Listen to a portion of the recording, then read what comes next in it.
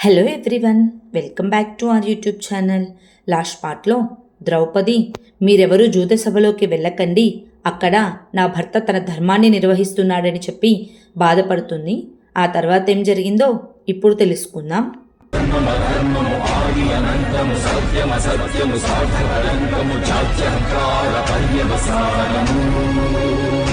శక్తిదే భక్తిదే జీవన్ముక్తికి మార్గమిదే పంచమవేద సారం మహాభారతం. కృష్ణుడు చూపిన లీల ఇది, జీవన వేద మార్గమిది, గీత జనించిన క్షేత్రమే ఇది మహాభారతం. మహాభారతం మహాభారతం మహాభారతం. ఆ తరువాత యుధిష్ఠిరుడు మరి ఒక పందెంలో కూడా ఓడిపోయి తన ఇంకో తమ్ముడైన సహదేవుణ్ణి కూడా కోల్పోతాడు. అప్పుడు శకుని, సామ్రాట్, మీరు మీ తమ్ముళ్ళైన దాసుడు నకులుడు, దాసుడు సహదేవుడుల స్వేచ్ఛలను ఓడిపోయారు.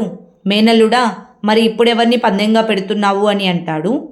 వెంటనే దుర్యోధనుడు, మామయ్య, మన విరోధి సంపద క్షీణిస్తుంటే ఆట ఆడడంలో ఆసక్తి పెరుగుతుంది, కానీ మన విరోధి బలం క్షీణిస్తుంటే గెలుస్తానన్న నమ్మకం ఇంకా పెరుగుతుంది అని నవ్వుతూ, మామయ్య, ఇప్పుడు ఈ అర్జునుడు మన దాసుడు కావాలి అని అంటాడు.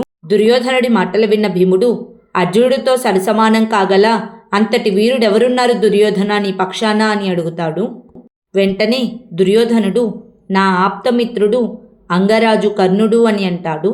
అప్పుడు భీముడు, సూతపుత్రుడా, సూతపుత్రుడు ఒక రాకుమారుడికి ఏ విధంగా సరిసమానం కాగలడు అని అంటాడు. భీముడు మాటలు విని కర్ణుడు కోపంతో, యువరాజా భీమ, అవును, నేను సూతపుత్రుడినే, కానీ వేరొకరి వివాహ మండపం నుంచి వారికి కాబోయే భార్యను లేవదీసుకెళ్లే నైత్యం కేవలం రాక్షసులకే ఉంటుంది అని.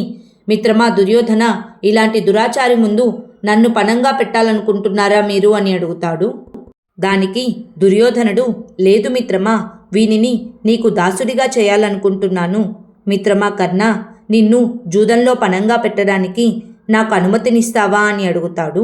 వెంటనే అర్జునుడు, ఎందుకివ్వడు అనుమతి?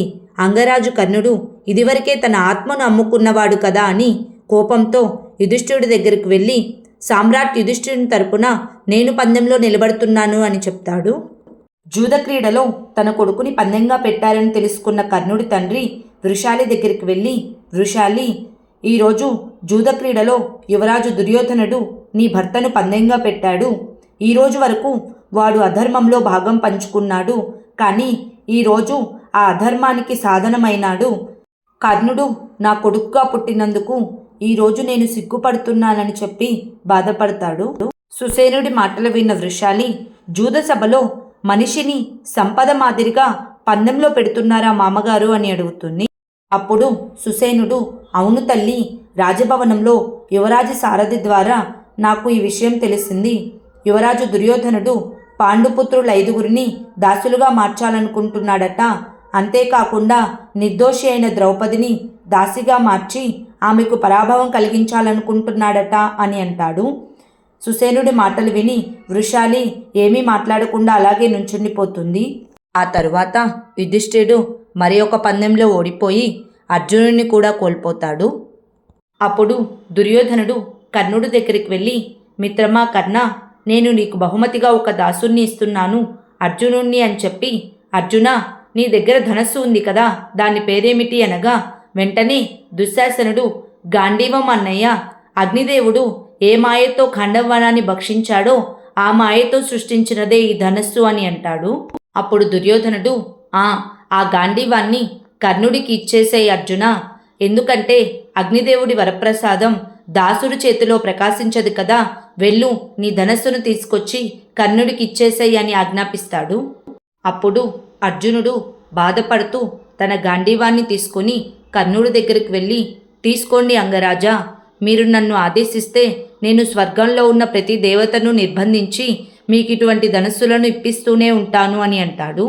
వెంటనే కర్ణుడు, ఉంచుకో అర్జున, నీ గాంధీవాన్ని నీ వద్దనే ఉంచుకో, నాకు ఎటువంటి దివ్యధనస్సులు అవసరం లేదు, నేను నేర్చుకున్న ధనుర్విద్యే దివ్యమైనది అని అంటాడు. అప్పుడు శకుని, దాసుడా అర్జున, వెళ్ళి ఆ దాసుల మధ్యలో కూర్చో, మేము ఆటను తిరిగి ప్రారంభించాలి అని అంటాడు. వెంటనే అక్కడున్న వారందరూ నవ్వుతారు. ఆ తర్వాత భీముడు కోపంతో యుధిష్ఠిరుడి దగ్గరికి వెళ్ళి, మామయ్య, ఆటను వెంటనే ప్రారంభించండి, ఇప్పుడు సామ్రాట్ నన్ను పందెంగా పెట్టి ఆడతారు. లే దుర్యోధన, నా ముందు నిన్ను నువ్వే స్వయంగా పందెంగా పెట్టుకో అని అంటాడు. అప్పుడు దుర్యోధనుడు, లేదు సోదరా భీమా, మీ ముందు నేను నా ప్రియతమ్ముడైన దుశ్శాసనుని పనంగా పెడుతున్నాను అని అంటాడు. వెంటనే భీముడు, నన్ను ఓడించేందుకు నీకున్న ఒకే ఒక్క అవకాశం దుర్యోధన, ఇక ముందు నన్నెప్పుడూ నువ్వు ఓడించలేవు అని అంటాడు. ఆ తరువాత శకుని, సామ్రాట్ ఆటను మొదలు పెడదామా అని అంటాడు. యుధిష్ఠిరుడు ఆలోచిస్తూ ఉండగా భీముడు, అన్నయ్య, మీకోసం నేను నా స్వేచ్ఛను కోల్పోవడానికి ముందు నుంచే సిద్ధంగా ఉన్నాను. మీరు నన్ను ఓడిపోతారని నాకు తెలుసు అని, అయితే నా గద మాత్రం ఎవరి ముందు దాస్యం చెయ్యదు అని చెప్పి తన గదను విరక్కొట్టి విసిరివేస్తాడు. ఆ తరువాత శకుని, మళ్ళీ ఆటను ప్రారంభిద్దామా సామ్రాట్ అని అంటాడు. అప్పుడు భీముడు, నేను నా స్వేచ్ఛను కోల్పోయే ముందు ఒక ప్రశ్న అడుగుతాను, సమాధానమిస్తారా అన్నయ్య అని. మీరు మీ తమ్ముళ్లను కోల్పోయిన తర్వాత ఇప్పటికీ మీ ధర్మం గురించి, చరిత్ర గురించి గర్విస్తున్నారా అన్నయ్య అని అడుగుతాడు. అప్పుడు యుధిష్ఠిరుడు, నా పరిస్థితికి నేను సిగ్గుపడుతున్నాను భీమా, నాకు ఏ గర్వమూ లేదు అని అంటాడు. వెంటనే భీముడు, అయితే ఈ జూదంలో మిమ్మల్ని మీరు పనంగా పెట్టుకోలేరు కదా, ఇలా మీరు స్వతంత్రులుగా ఉంటే త్వరలోనే మమ్మల్ని కూడా స్వతంత్రులను చేస్తారని చెప్పి నవ్వుతూ వెళ్ళి అర్జున, నకుల, సహదేవుల పక్కన కూర్చొని తన కిరీటాన్ని తీసివేసి, ఆడండి మామయ్య అని నవ్వుతాడు. ఆ తర్వాత వారు ఆడుతూ ఉండగా అర్జునుడు, భీముడు నవ్వుకుంటూ, ఆడండి మామయ్య, ఈసారి కూడా మీరే విజయం సాధిస్తారు, కానీ దీనిని గెలిచి మీరు ఏమేం ఓడిపోతారో మీకు తెలియదు కదా అని నవ్వుతూ ఉంటారు. వారిని చూసి దుర్యోధనుడికి చాలా కోపం వస్తుంది. తర్వాతి ఆటలో కూడా యుధిష్ఠిరుడు ఓడిపోతాడు. అప్పుడు యుధిష్ఠిరుడు, చూడండి మామయ్య, నేను ఈ ఆటలో కూడా ఓడిపోయాను, నా తమ్ముడు భీముణ్ణి కోల్పోయాను, ఇప్పుడు భీముడు మీకు దాసుడయ్యాడు. సోదరా దుర్యోధన, ఇక నా వద్ద గర్వించదగ్గవి ఏమీ లేవు, నాకున్న గర్వాన్నంతా మీ ముందు ఓడిపోయాను, ఇప్పుడు ఈ ఆటను ముగిస్తున్నాను అని చెప్పి వారికి నమస్కారం చేసి తన తమ్ముళ్ళ వైపు నవ్వుతూ చూస్తాడు. ఆ తర్వాత ఏం జరిగిందో నెక్స్ట్ పార్ట్లో తెలుసుకుందాం. Please like, share and subscribe to our YouTube channel. Thank you.